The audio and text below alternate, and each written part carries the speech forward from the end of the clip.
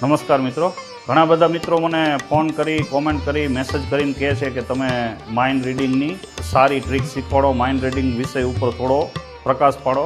તો તમને આજના વિડીયોમાં હું થોડું માઇન્ડ રીડિંગ વિશે શીખવાડીશ, એટલે આ વિડીયો પૂરેપૂરો નિહાળજો, લાઇક શેર કરજો.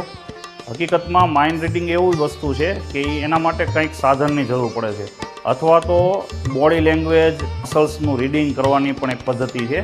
એમાં બોડી લેંગ્વેજ છે ને એ માઇન્ડ રીડિંગમાં ઘણીવાર ઉપયોગ કરવામાં આવતો હોય છે. એટલે બોડી લેંગ્વેજ એટલે શું, તો તમને હું ટ્રીક દેખાડું.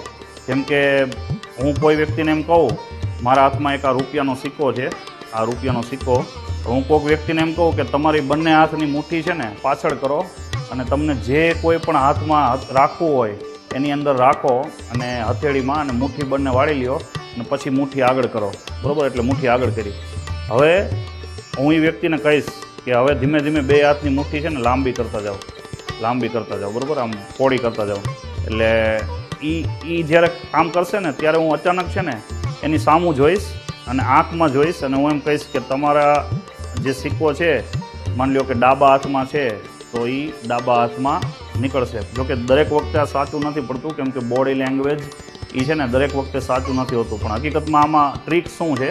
ટ્રીક એ છે કે વ્યક્તિને સિક્કો આમ રાખી અને આમ હાથ કરવાનું કહી છે ને, ત્યારે એ વ્યક્તિના છે ને એ બોડી લેંગ્વેજનો ઉપયોગ કરવા માટે મેન્ટાલિસ્ટ હોય ને એના નાક તરફ દ્રષ્ટિ કરે છે.